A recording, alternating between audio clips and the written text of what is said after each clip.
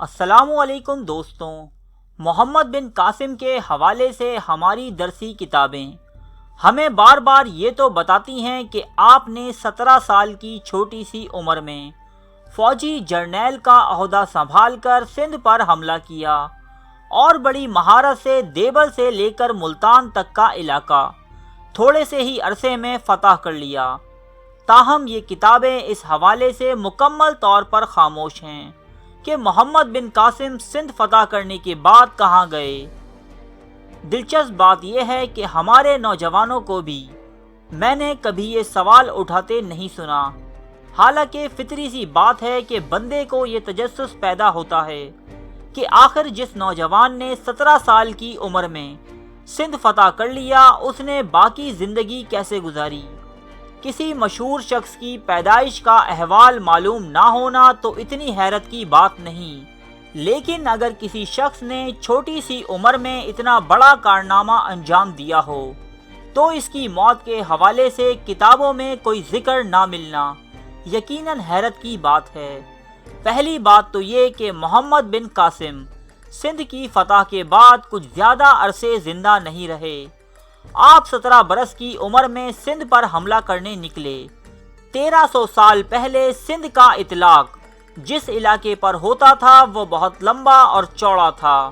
یہ مغرب میں مکران تک، جنوب میں بحیرہ عرب اور گجرات تک، مشرق میں موجودہ مالوے کے وسط اور راجپوتانے تک، اور شمال میں ملتان سے گزر کر جنوبی پنجاب کے اندر تک وسیع تھا، اور اس تمام علاقے کو سندھ ہی کہا جاتا تھا۔ لیکن یہ سندھ 2 حصوں میں تقسیم تھا۔ شمالی سندھ پر داہر کے بڑے بھائی دھرسیا کی حکومت تھی، جبکہ جنوبی سندھ پر راجہ داہر کی۔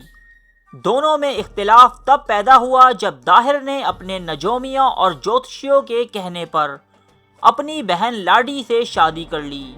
نجومیوں کے مطابق لاڈی بہت خوش نصیب تھی، اور جس سے اس کی شادی ہوتی حکومت اسی کے پاس رہتی۔ راجہ داہر کے بڑے بھائی دھرسیا کو یہ بات بہت ناگوار گزری، اور وہ ایک بڑی فوج کے ساتھ راجہ داہر پر حملہ آور ہوا۔ اس سے پہلے کہ دونوں بھائیوں میں جنگ ہوتی، راجہ دھرسیا چیچک کی بیماری کا شکار ہوا اور مارا گیا۔ اس طرح داہر پورے سندھ کا راجہ بن گیا۔ یہ ملک سندھ بحری قزاقوں، لٹیروں اور سلطنت اسلامیہ کے باغیوں کے لیے ایک محفوظ پناہ گاہ تھا۔ ایک مرتبہ سری لنکا کے حاکم نے کچھ تحفے تحائف خلیفہ کی خدمت میں ارسال کیے، اور اس جہاز میں کچھ مسلمان عورتیں بیت اللہ شریف کی زیارت کی غرض سے بھی سفر کر رہی تھیں، لیکن دیبل کے مقام پر یہ جہاز بحری لٹیروں کا نشانہ بنا اور جہاز کے تمام مسافروں کو قیدی بنا لیا گیا، سوائے ایک فرد کے جو فرار ہو کر حجاج بن یوسف کی خدمت میں پہنچا۔ ان دنوں مسلمان اندلس یعنی اسپین اور ترکستان کی فتوحات میں مصروف تھے، اس لیے حجاج بن یوسف نے اس معاملے کو خط و کتابت کے ذریعے نمٹانے کی کوشش کی، لیکن راجہ داہر کے منفی جواب سے اس حملے کی نوبت پیش آئی۔ اس حملے کی سرپرستی کے لیے حجاج بن یوسف نے اپنے بھتیجے محمد بن قاسم کو چنا۔ مسلمان اس وقت سپر پاور کی حیثیت رکھتے تھے۔ روم اور فارس کی عظیم الشان سلطنتوں کے غرور خاک میں ملا چکے تھے۔ ان کی جنگی تکنیک، ہتھیاروں اور منجنیقوں کا راجہ داہر کی فوج کے پاس کوئی جواب نہیں تھا۔ اس لیے دیبل، جو موجودہ کراچی کے آس پاس کوئی جگہ ہے، سے لے کر ملتان تک کے شہر یکے بعد دیگرے فتح کرتے چلے گئے۔ لیکن دوستو، ان فتوحات سے بڑھ کر جو کارنامہ محمد بن قاسم نے انجام دیا وہ ان علاقوں کی ایڈمنسٹریشن تھی۔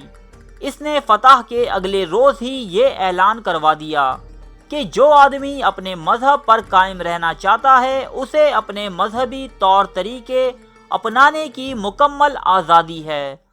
اس کے علاوہ مندروں اور گرجوں کا سالانہ وظیفہ بھی بیت المال سے مقرر کیا۔ وہ عوام الناس میں اتنے مقبول ہو چکے تھے کہ کیرج شہر کے لوگوں نے ان کی یاد میں شہر کے بیچوں بیچ مجسمہ تعمیر کروایا اب شروع ہوتا ہے اس کہانی کا سیاہ حصہ۔ تقریباً سارے ہی مورخین اس بات پر متفق ہیں کہ محمد بن قاسم کی وفات 20 سال کی عمر میں ہوئی۔ دوسری بات یہ کہ محمد بن قاسم کی موت میدان جنگ میں لڑتے ہوئے نہیں ہوئی، نہ ہی کسی بیماری کی وجہ سے۔ اگرچہ مورخین موت کے حوالے سے کوئی متفقہ فیصلہ نہیں دیتے، تاہم اس بات پر سب متفق ہیں کہ محمد بن قاسم کی موت اپنے ہی حاکم کی طرف سے دی گئی سزا کے نتیجے میں واقع ہوئی۔ محمد بن قاسم کی موت کے حوالے سے 2 بیانات ملتے ہیں۔ چچنامہ سندھ کی تاریخ پر پہلی باقاعدہ کتاب سمجھی جاتی ہے۔ اس کتاب کے مطابق محمد بن قاسم نے راجہ داہر کی موت اور اس کی فوج کو شکست دینے کے بعد دستور کے مطابق مال غنیمت اور راجہ کی بیوی اور بیٹیوں کو اپنے حاکم خلیفہ سلیمان بن عبد الملک کو بھجوایا۔ راجہ داہر کی بیٹیوں نے خلیفہ سے جھوٹ بولا کہ وہ خلیفہ کے لائق نہیں، کیونکہ محمد بن قاسم نے انہیں پہلے ہی استعمال کر لیا تھا۔ اس بات پر یہ بہت ناراض ہوا اور حکم دیا کہ محمد بن قاسم کو بیل کی کھال میں بند کر کے واپس لے آؤ۔ اس کے حکم پر عمل ہوا، تاہم بیل کی کھال میں دم گھٹنے سے محمد بن قاسم کی راستے ہی میں موت واقع ہو گئی۔ بعد میں خلیفہ کو راجہ داہر کی بیٹیوں کا جھوٹ معلوم ہو گیا اور اس نے ان لڑکیوں کو زندہ دیوار میں چنوا دیا۔ دوسرا بیان البلازری کی کتاب فتوح البلدان سے اقتباس ہے، جس کے مطابق 714 عیسوی میں حجاج کی موت کے بعد سلیمان بن عبد الملک نے حکومت سنبھالی۔ وہ حجاج بن یوسف کو سخت ناپسند کرتا تھا۔ اس نے عنان حکومت سنبھالتے ہی حجاج کے منظور نظر افراد کو قید کروا دیا، چنانچہ محمد بن قاسم کو بھی قید کر دیا گیا۔ قید کے دوران ہونے والے تشدد کے نتیجے میں محمد بن قاسم کی موت واقع ہوئی۔ ان دونوں ہی بیانوں کے مطابق حاکم وقت ہی اس عظیم جنرل کی اذیتناک موت کا سبب تھا، جس نے ایسے عظیم اسلامی سپوت کے خون سے ہاتھ رنگ کر ہماری تاریخ پر ایک سیاہ دھبا لگا دیا۔ ارے فرینڈز، 1 منٹ، آپ ایسے ہی جا رہے ہیں؟ اتنی محنت سے ویڈیو بنائی ہے، ایک لائک تو بنتا ہے نا؟ اور دوسرا یہ کہ آپ ہمیں اتنی بڑی دنیا میں دوبارہ کیسے ڈھونڈیں گے؟ تو اس کا حل یہ ہے کہ آپ ہمارے چینل کو سبسکرائب کر لیجئے اور اس بیل کے آئیکن کو کلک کر دیجئے۔ اس طرح ہمارے آنے والی تمام ویڈیوز آپ تک پہنچتی رہیں گی۔ ارے ڈریے مت، یہ بالکل فری ہے۔